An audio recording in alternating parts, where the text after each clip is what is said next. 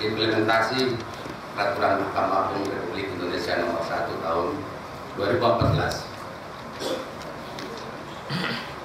Terlebih dahulu saya sampaikan sekaligus dengan doa bahwa acara kita pada hari ini merupakan suatu tonggak sejarah di Republik tercinta ini, pertama kali digelar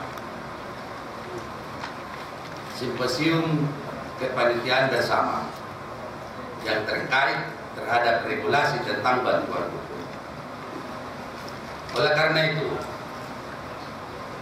doa ini bukanlah barangkali doa saya sendiri, tapi menurut hemat dan pandangan saya, doa ini ditujukan kepada Bapak Ketua Pengadilan Tinggi Banjarmasin, begitu juga kepada Bapak Ketua Pengadilan Tinggi Agama Banjarmasin. Ini adalah doa masyarakat ratusan juta penduduk Republik ini, dikumandangkan dan digelarnya simposium seperti yang kita lakukan sekarang ini. Kenapa saya katakan seperti itu? Inilah barangkali doa kepada bapak-bapak kita yang dua orang ini. Pencari keadilan telah menanti ratusan, ribuan bahkan. Sekaligus juga tadi saya garis bawain kata sambutan Bapak Ketua Pengadilan Tinggi Agama, bahwa di luar pengadilan juga banyak terjadi permasalahan hukum. Dengan demikian, kalau dikalkulasikan demikian itu, berarti sudah ratusan juta doa kepada Bapak kita yang di sebelah kanan saya dan sebelah kiri saya ini. Semoga kepada Bapak kita yang diberikan kesehatan, kemudahan, dan keberkahan dalam hidup pengabdiannya menjadi juristen selama puluhan tahun. Pada saat-saat ini masih menunjukkan baktinya, masih memperlihatkan komitmennya, hukum itu harus ditegakkan. Baik, bapak-bapak sekalian, kita masuk kepada materi. Tadi saya katakan simposium ini sebagai tonggak sejarah, dan ini berjanji pada diri saya, kameramen saya bawa akan saya bercakap berkali-kali nanti di TVRI nasional. Itu saya sangat bangga sekali dalam kegiatan ini.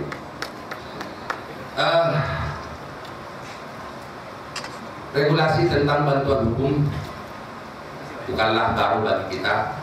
Tadi juga saya garis bawain kata sambutan Bapak Ketua Pengadilan Tinggi, bahwa bantuan hukum ini sejak lahirnya KUHP, Kitab Undang-Undang Hukum Acara Pidana. Pada waktu itu posisi saya masih Sespri Menteri Kehakiman Bapak Mujono, sehingga saya aktif membidani ikut lahirnya KUHP dan masuk beberapa pasal ketentuan di dalamnya tentang bantuan hukum cuma-cuma. Pada waktu saat sosialisasi harmonisasi KUHP itu, kita mendapat pada saat itu benturan hambatan adanya bantuan hukum cuma-cuma. Pada tahun 81 diberlakukan efektif KUHP. Pradin pada waktu itu saya selaku salah seorang pengurus di Pradin Persatuan Advokat Indonesia, kita membuat pilot project di Jakarta yang namanya Pos Bakum Pradin ataupun Pos Bantuan Hukum Persatuan Advokat Indonesia. Itu dulu saya ketuain tahun 81. Ternyata seperti yang disampaikan tadi Bapak Ketua kata sambutannya mengenai dana terbata-bata, bahkan hilang belakangan, namun Pos Bakum Pradin masih tetap eksis sampai sekarang. Peradaban perkembangan hukum yang kita dapatkan rupanya tidak cukup diatur dalam KUHP.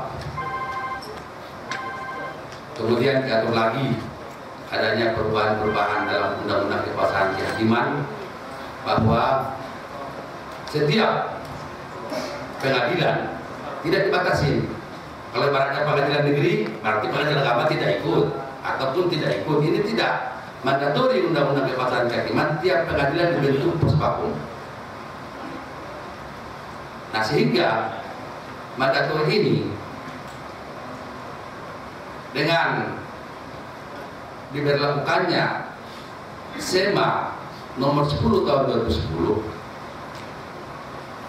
ternyata kurang efektif, sehingga pada tahun 2013 yang lalu kita sering mengadakan kopi morning di Mahkamah Agung, kita sampaikan permasalahan-permasalahan.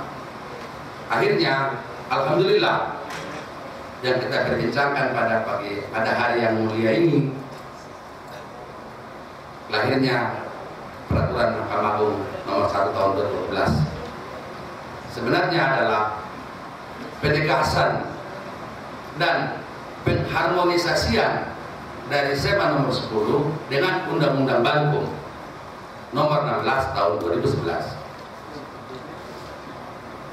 Itulah histori daripada Perma nomor 1 tahun 2014 ini.